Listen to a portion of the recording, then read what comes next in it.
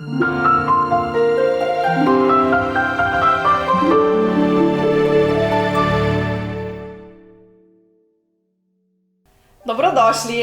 Za dobro storilnost na delovnem mestu, boljše počutje in čim manj bolniškega izostanka je zelo pomembna tudi telesna aktivnost na delovnem mestu. Zato sem danes v Čveke povabila magistra kineziologije Matijo, ki nam bo predstavil aktivni odmor in pravilno držo na delovnem mestu. Čau, Tanja. Matija, vsako delo ima neke svoje zahteve. Recimo imamo pisarniške delavce, ki večino svojega delovnika preživijo sede. Potem so fizični delavci, ki stojijo in prenašajo neka težja bremena in imajo spet neko čisto specifično držo. Vse to vpliva na kostno-mišični sistem. Ja, res je. Problem pri takih poklicih je dolgotrajna vztrajanje v neki pozi dolgo časa, kar potem privede do res nekih kostno-mišičnih obolenj. In sicer dolgotrajno sedenje v neki pozi, dolgotrajna stoja zelo problematična, še posebej, če so poleg tega neki ponavljajoči se gibi, dvigovanje, prestavljanje, prenašanje bremen je tu problematično. Dosti večje težave lahko nastanejo pri ljudeh, ki niso ozaveščeni o svoji drži in te gibe izvajajo nekontrolirano in jih med delom ne popravljajo. Midva se bova danes predvsem osredotočila na sedeča delovna mesta, recimo pisarniške delavce. Kakšne težave se lahko pojavijo dolgotrajno na tem delovnem mestu? Torej, spet dolgotrajno sedenje, spet en in isti položaj, povzroči zakrčenost nekih mišic in raztegljivost drugih. Na prvi vrsti zakrčenost upogibalk kolka, zakrčenost prsnih mišic, pri tistih ljudeh, ki so dosti časa v tem sključenem položaju, med drugim raztegnjenost zgornjih mišic hrbta, mišic zgornjega dela hrbta in iztegovalk trupa. Še ena težava je dostikratna zavzetost pri delu potegne z glavo v ekran. No, tukaj se tudi jaz recimo najdem. No, evo, vidiš. Zelo pogosto je to, zelo pogosto se to dogaja, da se zasačimo točno pred ekranom. In mene recimo začne potem ta zgornji del hrbtenice boleti, ne? Ja, v bistvu torej ta sključena drža lahko povzroči potem neke težave. V bistvu bolečine v celotni hrbtenici, tako ledveni del, prsni del, kot tudi bolečine v vratnem predelu, pa tudi v ramenskem obroču se pojavijo težave. Dostikrat tudi bolečine med lopaticami. Omenil bi tudi delo z dlanmi, kot tipkanje, delo z miško, pisanje, prestavljanje nekih stvari, fina dela, fini gibi, ki povzročijo neko aktivnost podlakti, mišic podlakti in neko, bomo rekel temu, tenzijo v zapestju, kar lahko privede do težav oziroma do sindroma karpalnega kanala, težav v zapestju.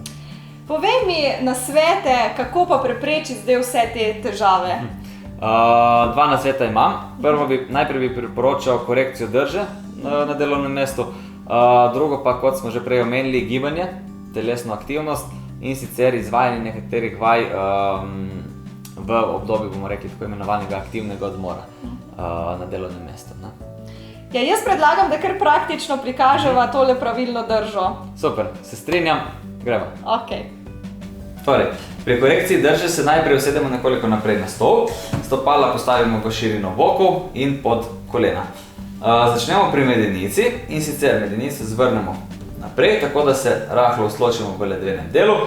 Prsnega koša ne dvignemo previsoko, ampak z rahlim izdihom spustimo. In glavo podaljšamo, kot da nas vleče visoko gor, brado potisnemo malček navznoter. Na koncu dodamo samo še ramena, ki jih postavimo rahlo nazaj in navzdol. Ta položaj poskušamo zadržati. Če hočemo preveriti položaj, vzamemo eno palco, jo postavimo od zadaj na hrbet in jo primemo tukaj pri našem ledvenem delu. Prva točka na palci se mora stikati z našo križnico, in druga mora biti tukaj točno med lopaticama. Ne prenizko, to pomeni, da bo prsni koš preveč nizko, ne previsoko nad lopaticami, kar pomeni, da smo prsni koš previsoko dvignili, torej točno na sredini. Ok, na medvenem delu naj bo za dlan prostora, torej dotikamo se z dlanjo palce, s hrbtom pa dlani. Na koncu glavo podaljšamo, brado potisnemo noter, dosežemo še tretjo točko na palci. Pri dosti ljudeh verjetno te točke ne bomo dobili, važno je samo, da glavo podaljšujemo proti stropu in brado potiskamo malček navznoter. Okay? In s časoma bomo vedno bliže palci, če bomo seveda pridni. Na koncu smo rekli samo še ramena rahlo nazaj in ta položaj probamo ohranjati in ga ponoviti, da se čim večkrat med delovnim časom. Matija, eno praktično vprašanje. Jaz se kljub ozaveščenosti o pravilni drži velikokrat zalotim v tem sključenem položaju. Zanima me vse te vaje, ki si zdaj praktično prikazal, kako jih čim bolj učinkovito vključiti v svoj vsakdan? Ja, zdaj, če se zalotimo v tem položaju, pomeni, da vemo, da ta položaj ni dober za nas. Kar je važno, da da napravimo to korekcijo, ki smo jo prikazali pravkar.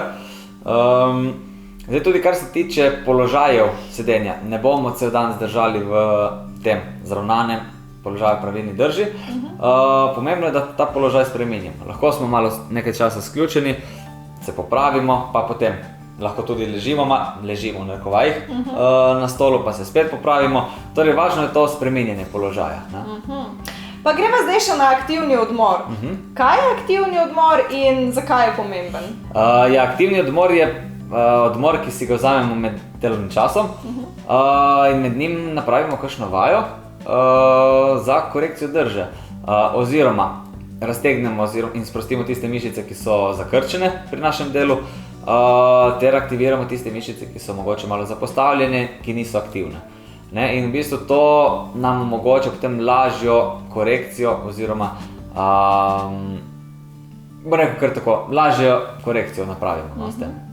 No in delodajalci ne se ustrašiti, ker to so takšne kratkotrajne, hitre vaje, tako da delavci ne bojo porabili preveč časa za telovadbo. Ja, v bistvu te vaje nam lahko vzamejo tam, v pol minute naredimo kakšno koristno vajo že, v 2 minutah pa lahko že res en učinkovit, aktiven odmor nastavimo. In na koliko časa je fajn delati? Ja, če bi izvedli en aktiven odmor vsaj na 1 uro, bi bilo super.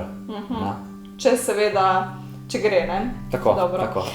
Ja, nič, zdaj pa še pokaživa primere za aktivni odmor. Ja, najboljše bo. Pri prvi vaji bomo pokazali, kako lahko raztegnemo mišice v pogibalke kolka. In sicer eno nogo naslonimo na stol, z drugo postavimo nekoliko naprej, učvrstimo trup in potisnemo boke tu naprej, da začutimo razteg na zgornjem delu stegna. Tu zadržimo nekje 20 do 30 sekund. Seveda z obemi nogami. Ponovimo.